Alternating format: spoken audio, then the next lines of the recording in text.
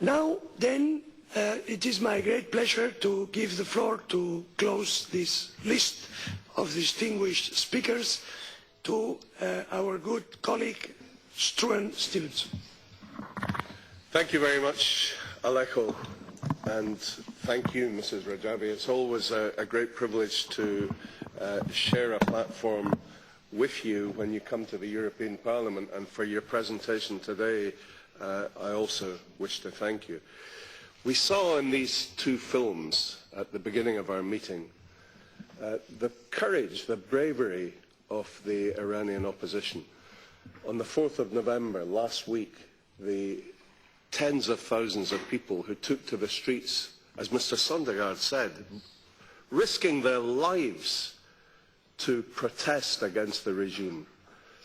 Risking their lives because that's literally what they're doing when they tore down posters of Supreme Leader Khamenei and trampled upon his poster, and tore down posters of Ahmadinejad and trampled on that. Khamenei used to pretend, and the regime used to support the pretext that he was all-powerful because he had a direct link with God.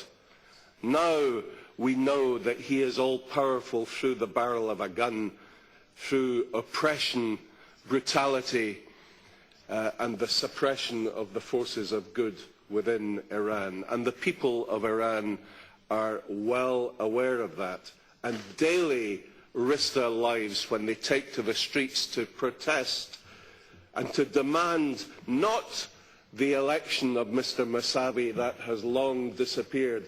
They are demanding freedom, they are demanding democracy, they are demanding human rights, respect for women's rights.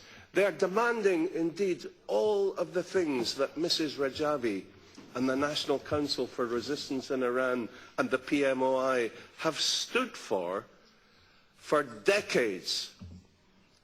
This is the manifesto of the PMOI. This is what the opposition to the mullahs offer as an alternative to the brutal oppression that we see. And what have the West done? The West, instead of embracing this concept, because we here in the European Parliament, we pride ourselves as being in the heart of the democratic institutions of Europe. We pride ourselves in supporting all these freedoms, human rights, women's rights, an end to the death penalty, a ban on nuclear weapons of mass destruction. We pride ourselves in pushing forward this agenda. But what do we do in the case of Iran and this naked aggression, where we see daily the race towards producing nuclear warheads? We know from the intelligence provided to us by the PMOI themselves, as Tuna Kilam told us earlier. They brought the news to the West of the production of weapons of mass destruction inside Iran. The Western intelligence agencies had failed to discover this for themselves, and they still risk their lives on a day-by-day basis to bring us updated intelligence on this basis. And what do the West do? Instead of embracing the opposition, we first of all put them on the EU terror list. They are still on the US terror list. The governments who colluded in putting them on the EU terror list fought through repeated court battles to try to preserve this false facade. And only because we supported and had the massive support of the forces of good on our side did we prevail, and we now have some justice in Europe. But still we have to remove the PMI from the terror list in the US. We have followed the path of appeasement. While the people of Iran, while the opposition, while the young people take to the streets and show no fear, our governments tremble in fear when they deal with the mullah regime. They fear losing their lucrative contracts. They fear losing commercial interests. They fear upsetting a government run, even although it is by oppressive dictators. So we follow the road of appeasement. We have been down that road before. We went down that road in the 1930s when we confronted a similar brutal regime in Hitler's Germany. And you know, some of the sights that I have seen in these films and the other evidence brought to us, these films that we were shown today, are just as reminiscent of films that I saw taken in the 1930s. The attack on Camp Ashraf on the 28th of July, with armoured vehicles running down innocent, unarmed civilians who were then beaten to the ground, who were shot down, 11 people killed. And this was after months of us in this House and all our colleagues, all the supporters of the NCRI warning that this would happen. But did the European Commission take action? No.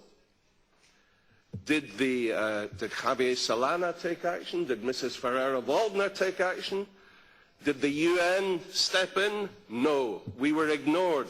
11 people lost their lives, 500 people injured, 36 held hostage, even illegally, in defiance of the justice system in Iraq itself.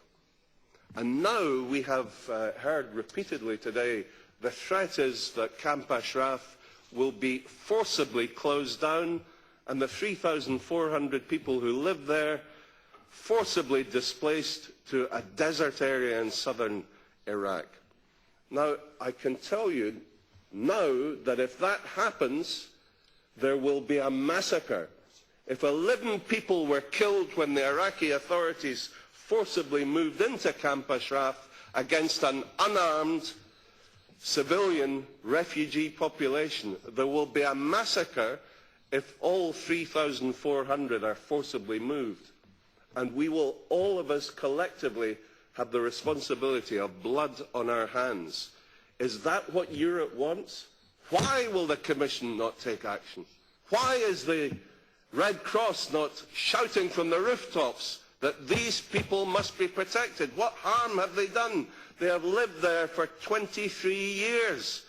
They are unarmed. They are a threat to no one. So I am very happy indeed today to see the powerful presentations that have been made here, to see the huge weight of support that the NCRI and the PMI have within this House. And surely, collectively, all of our voices will be heard and all of our voices will make a difference.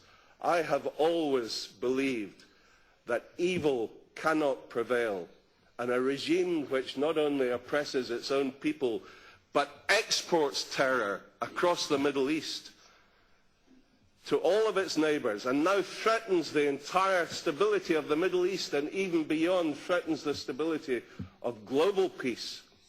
Evil cannot prevail and good will always win, and I have seen today in this room the forces of good.